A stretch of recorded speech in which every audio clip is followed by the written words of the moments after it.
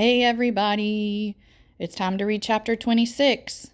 If you remember, we finished chapter 25 through the last audio upload. That assignment was for Friday and Monday, and chapter 26 is going to last for Tuesday and Wednesday. When you're done with the chapters, there's going to be an assignment that's connected to the chapter, so just make sure that you don't overlook completing those assignments. Also, just before I start, I'm really proud of you guys. I know this e-learning isn't something that we were expecting to happen as quickly as it did, but I'm very proud of you for getting in, for doing your work, and for setting up time at your home to make sure that you're staying up to date as best as you can with everything going on at school. So keep working hard. Your teachers are paying attention, and I'm very proud of you, okay? Chapter 26, titled Who I Am.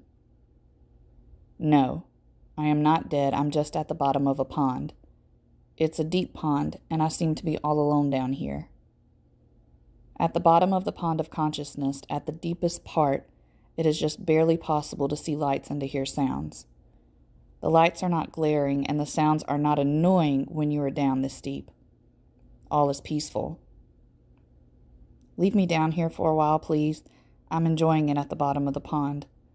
I've never seen the underside of a lily pad before. Please do not summon me to the surface just yet.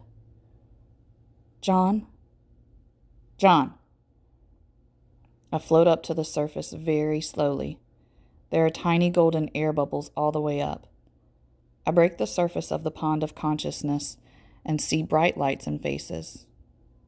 Ah, hello, Doctor. Ah, hello, Mr. Policeman. The pain hits me like a hammer. I cannot sit up or even move my head because I have been tied down to the bed like Gulliver by dozens of different restraints. Ropes and wires and plaster casts and tubes seem to go in and out and around every part of my anatomy. I believe my nose is now on the end of my head and there is a bandage over one of my eyes, and I can't tell if I have any teeth left in my mouth because my tongue is either asleep or in a plaster cast. John, can you hear me? Can we talk to you? Squeeze my hand if the answer is yes. I float in and out of consciousness. I try to listen to the police and to answer their questions, but I don't know if I help them. They appear to have done an impressive amount of criminological investigation without my assistance. They found a load of stolen TV sets in the back of the man who was not my father's truck. They have also found his gun in his sock drawer. Turns out he has a police record. They ask me if it's true, as one of my teachers suspects that he has been abusing me for a while. I squeeze a hand and sink back away from all the questions. Goodbye, police. Goodbye, doctors. I float down for a nice long stay at the bottom of the pond. John? John? I float back up against my will. Hours have passed, perhaps days. The people in my room have changed, and I see my mother bending over me. I have never seen such concern in her face as I see now. Behind her, through a small window, I believe I see other familiar, concerned faces peering in at me from a waiting area. Perhaps I'm imagining it, but I believe I see Violent Hayes out there and Mr. Steenwilly, and even if I'm not mistaking, dear old Mrs. Moonface holding some flowers. John? Oh my God, are you in pain?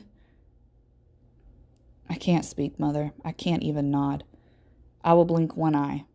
There. That's your answer. Yes, I am in pain. Baby, the police say this has been going on for a while. That's not true. It can't be true. A blink. Did you get that, Mother? Oh my God, John, why didn't you tell me? A friendly doctor comes up behind her. Ma'am, I think that's enough for now. My mother ignores the doctor. She's holding me tightly by the shoulders as she repeats her question. Why didn't you tell me? And her voice is getting louder. It's almost a wail. Why didn't you tell me? And her face is inches from my own, and I think she's even starting to shake me, or maybe she is the one who's shaking. Why didn't you tell me? She demands, and there is both anger and pain in her voice. A very strange thing happens. I believe I have no teeth left in my mouth, and I'm not even sure I have a tongue, and my jaws have been wired shut so that I can't speak. And my arms are all tied up with restraints so that I can't move a muscle, but suddenly, somehow, I grab her back, and I open my mouth, and in an awful croaking whisper, I answer her with a single word. Him. Him what? What are you saying? Somehow I managed to whisper out 5 words slowly, each one an effort.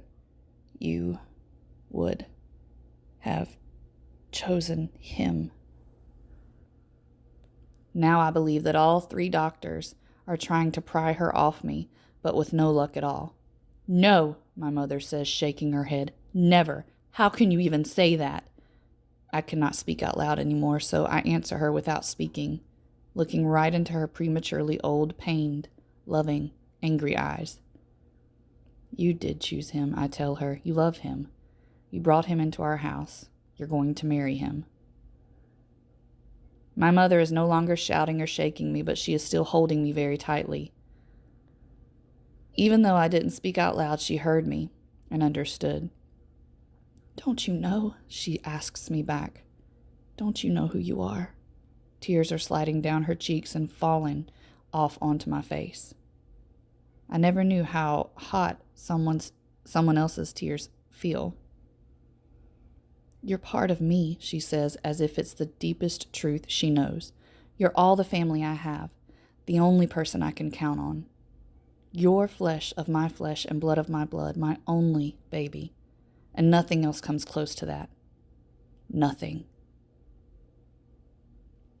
And then she runs out of words, so she just clings to me, and not all the doctors in the world can pull her away. I look back up at her, and yes, I am in pain, and yes, I am groggy, but I have no desire to return to the bottom of the pond quite yet, because I am feeling something that goes beyond pain or glee. You see, I could hear the truth of it in her voice, and I can see the truth of it in her eyes that are still dripping hot tears over me. So, it appears that I was wrong all along. From the very beginning, from my first 4 words in this angry little tale of woe, I was wrong. Oh, my long-suffering mother, with your lost youth and faded beauty, and all your frustrated hopes for love and family with the man who was my real father, and with the thousands of hours you have logged at the factory, which I know you hate, each hour more painful than the one before it, each day and each week a burden. I look up into your eyes and I see the truth there, and I admit that I was mistaken all along. So you do know me, Mom. So you do know who I am after all.